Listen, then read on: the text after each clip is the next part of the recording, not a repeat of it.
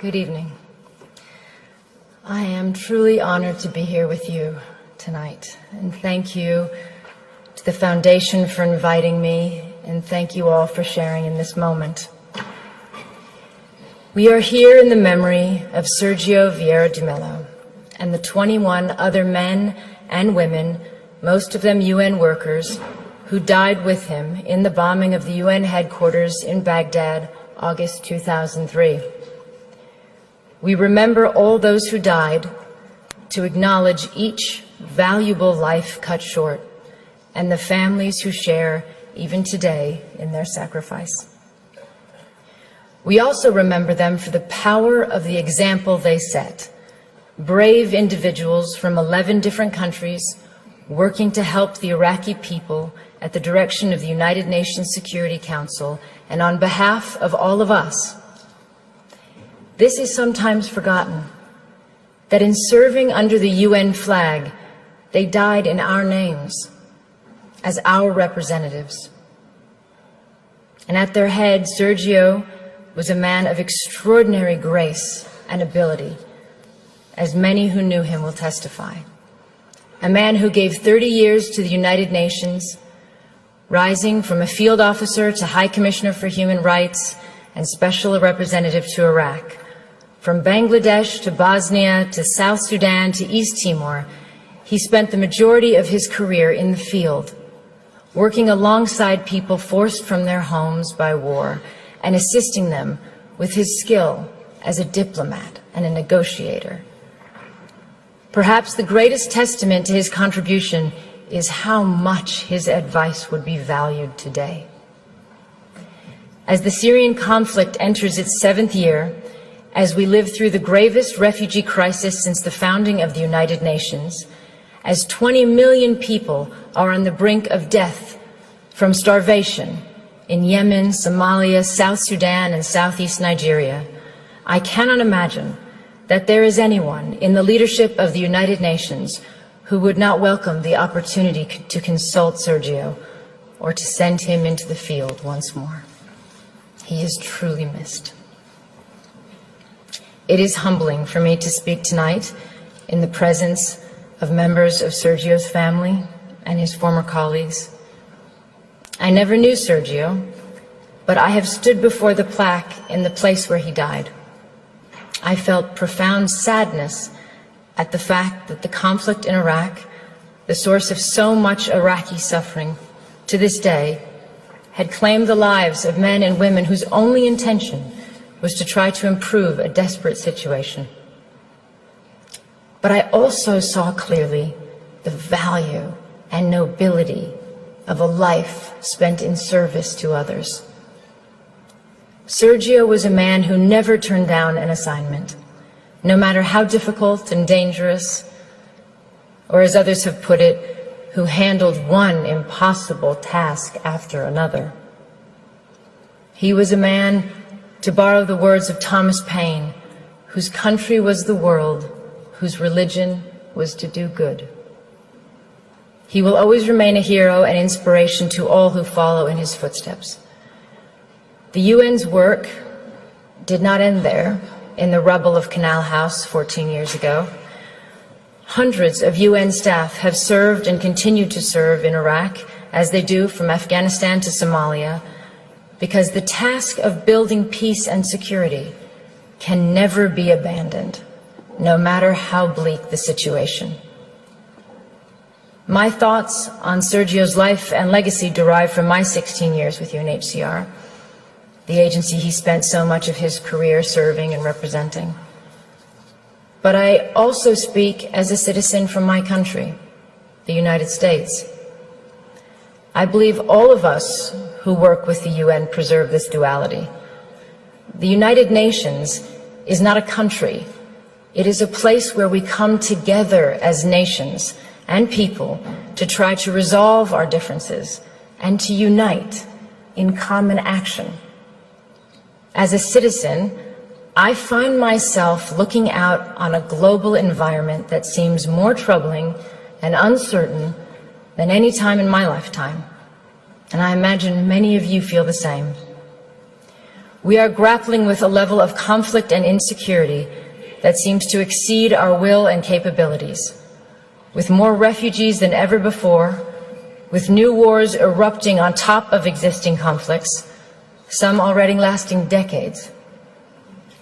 We see a rising tide of nationalism, masquerading as patriotism, and the reemergence of policies encouraging fear and hatred of others. We see some politicians elected partly on the basis of dismissing international institutions and agreements, as if our countries have not benefited from cooperation but actually been harmed by it. We hear some leaders talking as if some of our proudest achievements are in fact our biggest liabilities, whether it is the tradition of successfully integrating refugees into our societies or the institutions and treaties we have built rooted in law and human rights. We see nations that played a role, a proud role, in the founding of the International Criminal Court, withdrawing from it on the one hand, and on the other, we see arrest warrants for alleged war crimes issued but not implemented, and other crimes ignored altogether. We see a country like South Sudan, ushered by the international community into independence, and then largely abandoned, not by the UN agencies and NGOs, but effectively abandoned, without the massive support they need to make a success of sovereignty. And we see resolutions and laws on the protection of civilians and the use of chemical weapons, for instance, flouted repeatedly, and in some cases under the cover of Security Council vetoes, as in Syria. Many of these things are not new, but taken together and in the absence of strong international leadership, they are deeply worrying. When we consider this, all of this and more, as citizens, what is our answer? Do we, as some would encourage us to think, turn our backs on the world and hope that the storm will pass? Or do we strengthen our commitment to diplomacy and to the United Nations? I strongly believe there is only one choice, demanded by reason as well as by conscience, which is the hard work of diplomacy and negotiation and reform of the UN. This is not to say that in any way this is an easy road, and there are reasons for people to feel insecure today. The level of conflict and lack of solutions combined with the fear of terrorism, the reality that globalization has brought vast benefits to some and worsened the lot for others, the sense of disconnect between citizens and governments, or in some countries the lack of governance, the overall feeling that for all our gains in technology and connectedness, the less we are in control of forces shaping our lives. All these factors and more have contributed to a sense of a world out of balance, and there are no easy answers.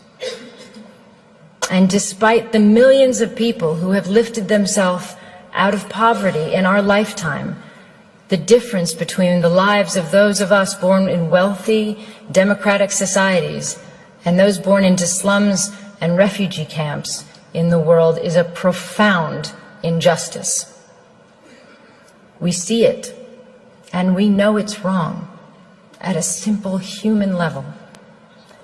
That inequality is contributing to instability, conflict, and migration, as well as to the sense that the international system serves the few at the expense of the many. But again, what is our answer as citizens? Do we withdraw from the world where before we felt a responsibility to be part of the solutions? I am a proud American, and I am an internationalist. I believe anyone committed to human rights is. It means seeing the world with a sense of fairness and humility, and recognizing our own humanity in the struggles of others. It stems from a love of one's country, but not at the expense of others. From patriotism, but not from narrow nationalism. It includes the view that success isn't being greater than others, but finding your place in a world where others succeed too. And that a strong nation, like a strong person, helps others to rise up and be independent. It is the spirit that made possible the creation of the UN. Out of the rubble and ruin and 60 million dead of World War II, so that even before the task of defeating Nazism was complete, that generation of wartime leaders was forging the UN. If governments and leaders are not keeping the flame of internationalism alive, then as citizens, we must. The challenge is how to restore that sense of balance and hopefulness in our countries, while not sacrificing all we have learned about the value and necessity of internationalism. Because a world in which we turn our back on our global responsibilities will be a world that produces greater insecurity, violence, and danger for us and for our children. This is not a clash between idealism and realism. It is the recognition that there is no shortcut to peace and security, no substitute for the long, painstaking effort to end conflicts, expand human rights, and strengthen the rule of law. We have to challenge the idea that the strongest leaders are those willing to dismiss human rights on the grounds of national interests. The strongest leaders are those who are capable of doing both. Having strong values and the will to act upon them doesn't weaken our borders or our militaries. It is their essential foundation. And none of this is to say that the UN is perfect, because of course we know it is not. I have never met a field officer who has not railed against the shortcomings, as I imagine Sergio did in his darkest moments. And he, like all of us, wanted a UN that was more decisive, less bureaucratic, and that lived up to its standards. But he never said it was pointless, and he never threw in the towel. The UN is an imperfect organization because we are imperfect. It is not separate from us. Our decisions, particularly those made by the Security Council, have played a part in creating the landscape that we are dealing with today.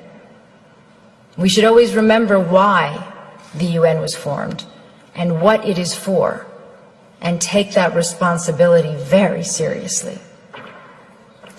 We have to recognize the damage we do when we undermine the UN or use it selectively or not at all, or when we rely on aid to do the job of diplomacy, or give the UN impossible tasks and then underfund it.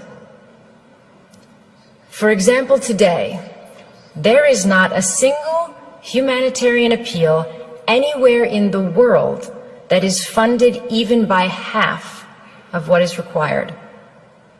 In fact, worse than that, appeals for countries on the brink of famine today are 17%, 7%, 5% funded, for example. And of course, emergency aid is not the long-term answer. No one prefers that kind of aid, not citizens of donor countries, not governments, not refugees.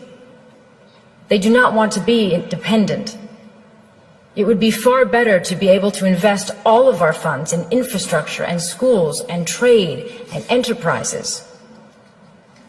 But let's be clear, emergency aid has to continue because many states cannot or will not protect the rights of citizens around the world.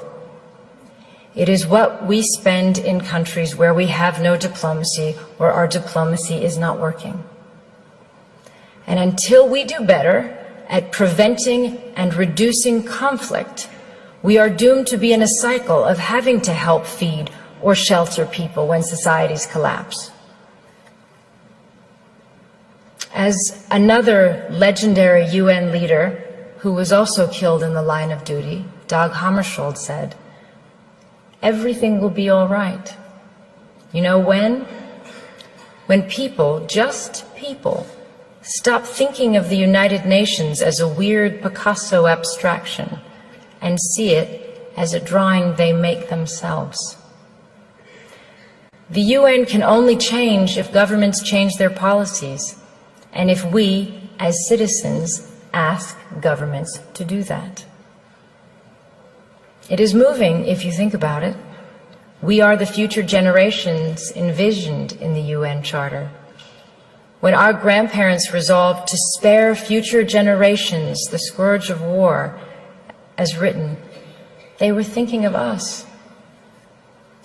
But as well as dreaming for our safety, they also left us a responsibility.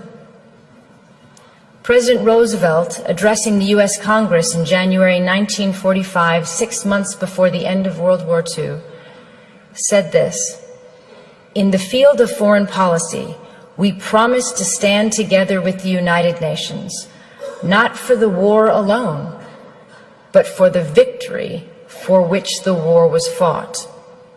And he went on, "The firm foundation can be built and will be built, but the continuance and assurance of a living peace in the long run must be the work of the people themselves." So today we have to ask ourselves if we are living up to that mission. They gave us the start. What have we done with it? It is clear to me that we've made huge strides, but our agreements and institutions are only as strong as our will to uphold them. If we do not, for whatever reason, we bequeath a darker, more unstable world to all of those who come after us. It is not for this that previous generations shed blood and worked so hard on behalf of all of us. The memory of those who came before us holds us true to our ideals, resting unchanged in time. They remind us who we are and what we stand for. They give us hope to stay in the fight, as Sergio did until his last breath. 14 years since his death, there is a stronger need than ever before for us to stay true to the ideals and purposes of the United Nations. That is what I hope his memory holds for us today. We cannot all be Sergios, but I hope all of us can determine that we shall be a generation that renews its commitment to unite our strength to maintain international peace and security, and to promote social progress and better standards of life and larger freedom. But in the final analysis, if we do not, even if that level of vision eludes us, and we continue to simply manage rather than overcome our generation's challenges, we just have to keep working, determinedly, patiently, and you can be certain that as you do, that you follow the example of one of the UN's finest sons, and that to do even a little of his good, to apply ourselves to the work he left unfinished, in whatever way we can, is a worthy task for all of us. Thank you.